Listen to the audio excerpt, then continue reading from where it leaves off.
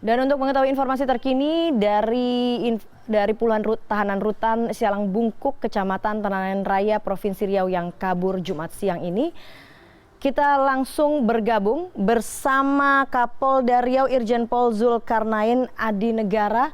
Selamat sore, Pak Zulkarnain. Selamat sore, Assalamualaikum warahmatullahi wabarakatuh, Mbak Eva. Waalaikumsalam warahmatullahi wabarakatuh. Pak, hingga saat ini sudah berapa napi yang sudah berhasil ditangkap, berapa yang masih kabur?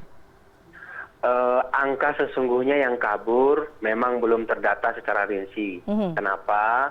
Karena kami sudah koordinasi dengan Kalapasnya, Pak Teguh, kan belum bisa dicatat masuk ke sel-sel itu kan, berapa yang kurang. Tapi kurang lebih 200-an memang, sudah katakan demikian. Yang sudah tertangkap sampai sore tadi kurang lebih mungkin 1 jam terakhir tadi, dilaporkan sudah 163 yang ditangkap oleh petugas maupun dibantu oleh masyarakat. Yang sehat-sehat, yang bagus-bagus artinya ditangkap, dimasukkan kembali ke sel mereka, ke mana namanya, sel-sel di blok-blok mereka. Sedangkan yang sempat dipukuli-pukuli oleh warga, yang luka-luka tentu diobati dan ditempatkan di kantor-kantor daripada petugas lapas itu sendiri. Kira-kira gitu, Mbak Eva. Baik, berapa perkiraan Pak napi yang saat ini masih berkeliaran di luar rutan dan di wilayah mana saja? Ya, tentu saja kita belum bisa menyampaikan bahwa dalam artian di mana mereka larinya. Karena kan belum terdata di mana alamat-alamat rumah mereka. Nanti setelah kami selesai meredam amarah yang di dalam, kami fokus untuk melakukan pengajaran, membantu petugas lapas. Dan kami kan ada Polres, ada Polsek, akan kami share alamat mereka untuk melakukan pencarian kembali. Sekarang ini fokus kami adalah karena kan di dalam sel-sel itu atau blok-blok masih teriak-teriak. Dan artinya saat ini kemarahan belum diredam ya Pak? Nggak ada sampai sekarang pembakaran. Artinya saat ini kemarahan masih belum selesai diredam begitu ya Pak ya? Bagaimana situasi terkini di dalam rutan Pak? Maksudnya amarah mereka itu belum semua bisa diredam. Sedangkan Pak Polisi, kalau masuk ke dalam sel, blok-blok itu diteriak-teriakin. Karena kan semua mereka ini tahanan dari polisi, baik dia pencurian, baik dia narkoba, baik dia perampokan, macam-macam lah. Kira-kira begitu, sehingga kami minta bantuan untuk masuk ke blok itu adalah teman-teman dari TNI. Baik, tadi Bapak mengatakan ada kesulitan untuk mendata jumlah atau siapa-siapa yang kemudian melarikan diri. Apa kendalanya Pak? Apakah memang disebutkan di sini sebetulnya kapasitas lapas ini 300 tapi dihuni lebih dari 1.000 tahanan. Apakah itu juga menjadi salah satu kendala? Enggak, memang kan kapasitas tahanan itu lapas ini 367 kalau tidak salah ya. Yang ada di dalam 1.860-an. 1.864 kalau tidak salah. Nah, jadi overkapasitasnya sampai 5 kali. Jadi dari situ saja sebuah persoalan sendiri kan. Nah, sedangkan data berapa orang yang melarikan diri kan harus dicek dari buku mutasinya, jumlah tahanan itu per blok kan harus dicek. Nah, sekarang kondisinya belum bisa dicek blok ke blok. Itu makanya secara pasti berapa, apakah 201, apakah 200, apakah 205 orang, kira-kira. Nah, hanya yang sudah ditangkap kurang lebih 163. Baik, saat ini beredar beragam informasi yang menjadi pemicu para tahanan di lapas ini kemudian merobohkan pagar, salah satunya memprotes kepemimpinan kepala keamanan. Bagaimana sebetulnya versi yang diterima oleh pihak kepolisian? Apa yang sebetulnya menyebabkan kerusuhan terjadi sehingga menyebabkan ratusan tahanan ini kabur dari lapas? Ya, sesuai dengan tuntutan daripada tahanan yang diberikan, kami ambil dari pihak kepolisian mendapatkan ada 5 tuntutan mereka, kurang lebih gitu Mbak Eva. Yang pertama, mereka menuntut dihilangkannya pungutan liar, seperti misalnya mau pindah sel harus bayar 2 juta sampai 2,5 juta, walaupun itu perlu dikonfirmasi apakah benar. Tapi setidaknya dalam pernyataan sikap mereka yang mereka tuntut itu yang pertama. Kedua, tuntutan mereka untuk makanan supaya diganti oprengnya, karena kata mereka makanan yang mereka makan kadang-kadang basi atau apa karena wadahnya lah, kira-kira begitulah. Kami kan tidak tahu, tapi tuntutan mereka begitu. Yang ketiga, kalau sholat mereka di masjid, gitu. Di dalam itu kan ada masjid. Selama ini mungkin ya kami tidak tahu kondisi sesungguhnya, mungkin di sel-selnya itu di blok-blok.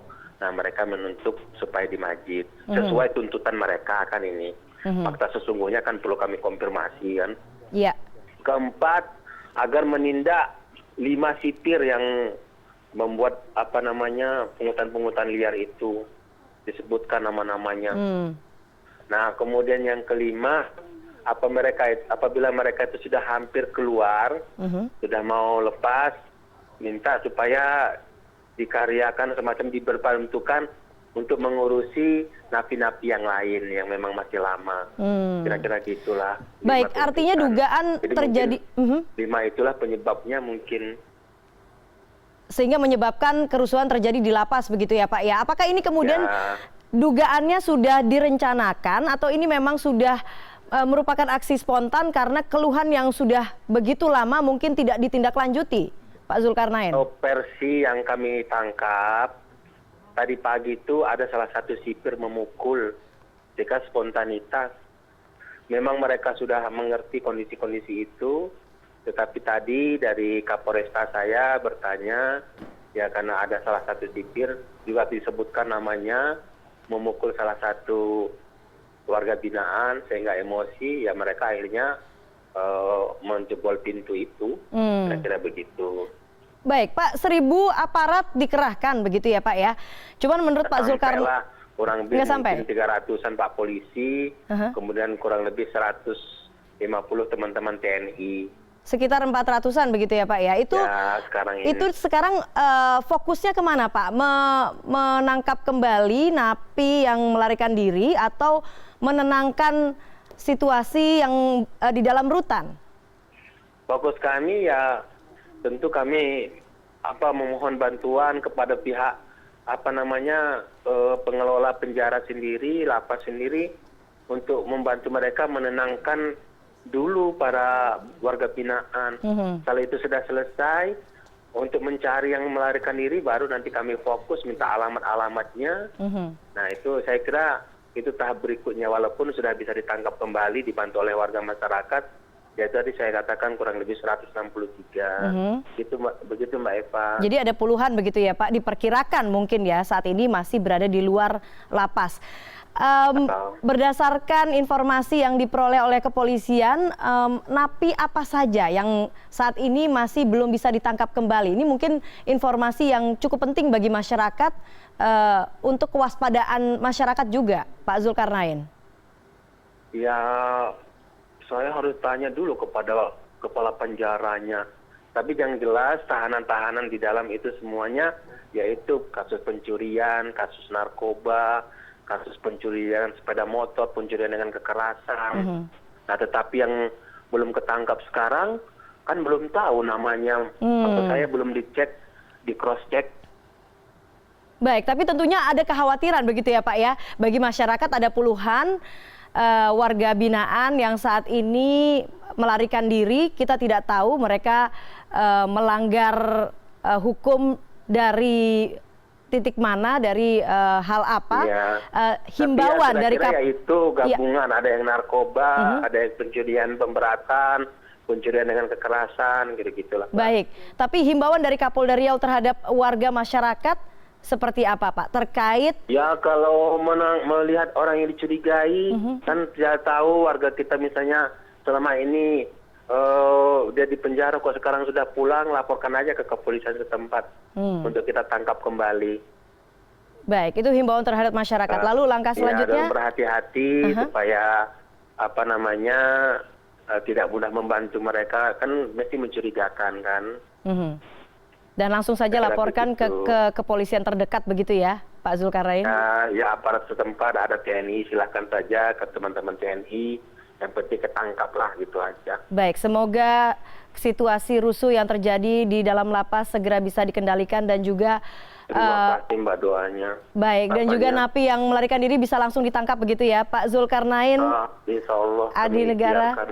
Baik, Pak Zulkarnain Adi Negara, Kapolda Riau, terima kasih sudah bergabung bersama CNN Indonesia Newsroom.